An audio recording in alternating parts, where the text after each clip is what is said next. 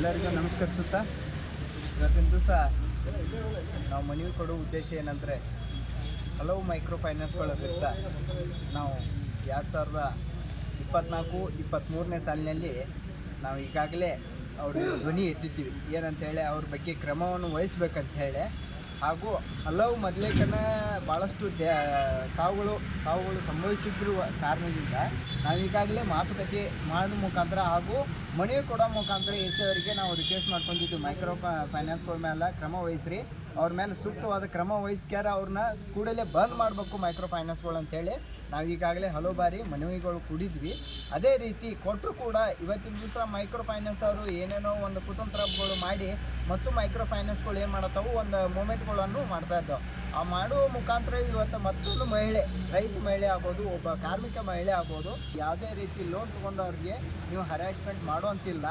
ಆದ ಕಾರಣ ನೀವು ಏನೋ ಮಾಡಬೇಕಾದ್ರೂ ಕಾನೂನು ವ್ಯಾಪ್ತಿಯೊಳಗೆ ಮಾಡ್ಬೇಕಂತೇಳಿ ಅವರು ಸುತ್ತಾತು. ಆಮೇಲೆ ಕರ್ನಾಟಕ ಸರ್ಕಾರ ಆಯ್ತು, ಆಮೇಲೆ DC ಸಾಹೇಬ್ರಾಯ್ತು ಆದೇಶ ಮಾಡಿದರು.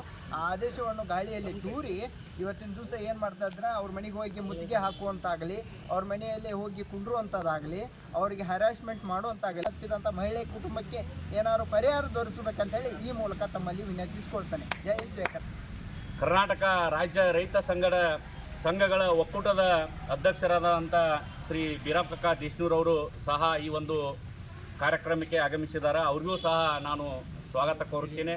ಹಾಗೆ ಬಸವರಾಜ್ ಉಪ್ಪಾರ್ ಅವರು, ಸುರೇಶ್ ವಾಲಿ ಅವರು ರೈತ ಮುಖಂಡರು ಬಂದಿದ್ದಾರೆ. ಅವರಿಗೂ ಸಹ ನಾನು ಈ ಒಂದು ಸಂದರ್ಭದಲ್ಲಿ ಸ್ವಾಗತ ಕೋರುತ್ತೇನೆ.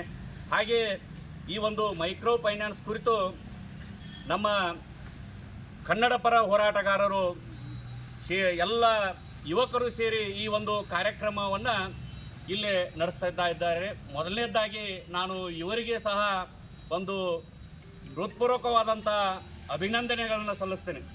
ಯಾಕೆ ನಾನು ಸಲ್ಲಿಸ್ತೇನೆ ಅಂತಂದ್ರೆ, ಈ ಒಂದು ಎಲ್ಲೋ ಏನೋ ಮಾಡಿ ಅಡ್ಡಾಡಬೇಕಾದಂಥ ವಯಸ್ಸಿನೊಳಗೆ ಯಾವುದೋ ಒಂದು ಮಹಿಳೆಗೆ ಉಪವಿಭಾಗಾಧಿಕಾರಿಗಳಿಗೆ ಗಮನಕ್ಕೆ ತಂದ ಏನು ರೈತರಿಗೆ ತೊಂದರೆ ಆಗತೈತಿ, ದುಡಿಯೋ ಕಾರ್ಮಿಕ ವರ್ಗಕ್ಕೆ ಏನು ತೊಂದರೆ ಆಗತೈತಿ, ಅಥವಾ ಬೀದಿ ವ್ಯಾಪಾರಸ್ಥರಿಗೆ ಏನು ತೊಂದರೆ ಆಗತೈತಿ, ಯಾಕೆ ತೊಂದರೆ ಆಗತೈತಿ ಅನ್ನೋದನ್ನು ಅಧಿಕಾರಿಗಳ ಗಮನ. RBI ಸಾಕಷ್ಟು ನೀತಿ ನಿಯಮಗಳನ್ನು ಹಾಕಿದರೂ ಸಹ ಯಾವುದೇ ಫೈನಾನ್ಸ್ ಮಾಲೀಕರಿರ್ಬೋದು ಅಥವಾ ಇಲ್ಲಿ ಬೈಲುಂಗಲದಾಗ ಮಾಡುವಂಥ ಬಡ್ಡಿ ವ್ಯವಹಾರಸ್ಥರಾಗಿರ್ಬೋದು, ಯಾವುದೇ ಸರ್ಕಾರದ ರೂಪರೇಷೆಗಳನ್ನು ಪಾಲಿಸದೆ ಗಾಳಿಗೆ ತೂರಿ ಬಿಕ್ಕಾಬಿಟ್ಟಿಯಾಗಿ ವಸೂಲಿ ಮಾಡ್ತಾರೆ. ಅನಿಗೋಳ ಗ್ರಾಮದ ಮಹಿಳೆಯಾದ ಗೌರವ ನಿಂಗಪ್ಪ ಕೆಂಗಾನೂರು ಎಂಬುವರು ಕೂಡ ಆತ್ಮಹತ್ಯೆಗೆ ಶರಣಾಗಿದ್ದು, ಮಹಿಳೆಗೆ 2 ಚಿಕ್ಕ ಮಕ್ಕಳು ಮತ್ತು ಪತಿ ಇದ್ದು ಕುಟುಂಬಕ್ಕೆ ಆಧಾರವಿಲ್ಲದಂತಾಗಿದೆ.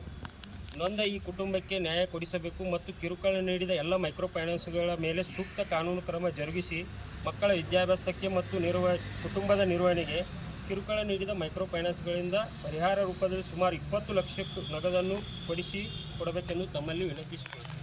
ಆನಗೋಳ ಗ್ರಾಮದ ಒಬ್ಬ ಹೆಣ್ಮಗಳು ಕೆರೆ ಹಾರಿ ಆತ್ಮಹತ್ಯೆ ಮಾಡಿಕೊಂಡಿದ್ದಾರೆ. ಯಾಕೆ ಮಾಡಿಕೊಂಡ್ರಪ್ಪ ಅಂದ್ರೆ, ಇವರು ಕೊಟ್ಟಂಥ ಮೈಕ್ರೋ ಫೈನಾನ್ಸ್ ಅವರು ಕೊಟ್ಟಂಥ ಕಿರುಕುಳಕ್ಕೆ ಆತ್ಮಹತ್ಯೆ ಮಾಡಿಕೊಂಡ್ರು. ಆ ಕುಟುಂಬ ಬೀದಿ ಪಾಲಾಗೈತಿ. ಸಣ್ಣ 2 ಮಕ್ಕಳಿದಾವು, ಪತಿ ಇದ್ದಾರು. ಅದಕ್ಕಾಗಿ ಅವರಿಗೆ ಪರಿಹಾರಧನ ಒಂದು 25 ಲಕ್ಷ ರೂಪಾಯಿ ಕೊಡಬೇಕಂತೇಳಿ ನಮ್ಮ ರೈತ ಸಂಘದ ಒಕ್ಕೂಟದಿಂದ ಹಾಗೂ ರಕ್ಷಣಾ ವೇದಿಕೆ ಪರವಾಗಿ ನಾನು ತಹಶೀಲ್ದಾರ್ ಸಾಹೇಬರಲ್ಲಿ ವಿನಂತಿ ಮಾಡ್ಕೋತೀನಿ. ದಿನಾಂಕ 21/1/2026 ಬೆಳಗ್ಗೆ ಒಬ್ಬ ಮೈಕ್ರೋ ಫೈನಾನ್ಸ್ ವ್ಯಕ್ತಿ ಮನೆಗೆ ಬಂದಿದ್ದರಿಂದ ಮನನೊಂದು ಒಬ್ಬ ಮಹಿಳೆ ಅನಿಗೋಳ ಗ್ರಾಮದಲ್ಲಿ ಮಾಹಿತ್ಯವಾಗಿದ್ದು, ಈಗಾಗಲೇ ಅವ್ರ ಮೇಲೆ ಕ್ರಿಮಿನಲ್ ಕೇಸ್ ಬುಕ್ ಆಗಿದೆ. ಸಂಬಂಧಪಟ್ಟ ಆಕೆಗೆ ಯಾರ್ಯಾರು ಸಾಲ ನೀಡಿದರೆ ಅವ್ರದ್ದು ಎಲ್ಲ ಸಹ ಅವ್ರದ್ದು ಕಂಪ್ಲೇಂಟಲ್ಲಿ ಬಂದು ಅವ್ರ ಮೇಲೆ ಕ್ರಿಮಿನಲ್ ಕೇಸ್ ಬುಕ್ ಆಗಿ ಇನ್ವೆಸ್ಟಿಗೇಷನ್ ನಡೀತಾ ಇದೆ. ಈಗಾಗಲೇ ನಾನು ಆ ಪ್ಲೇಸಿಗೆ ವಿಸಿಟ್ ಮಾಡಿದ್ದೆ ಅನಿಗೋಳ. ಅದರ ಡಿಟೇಲ್ ರಿಪೋರ್ಟನ್ನು ನಾವು ಮಾನ್ಯ ಜಿಲ್ಲಾಧಿಕಾರಿಗಳಿಗೂ ಸಹ ನಾನು ನಮ್ಮ ತಹಶೀಲ್ದಾರ್ ಕಾರ್ಯಾಲಯದಿಂದ ಕಳಿಸಿದ್ದೀವಿ.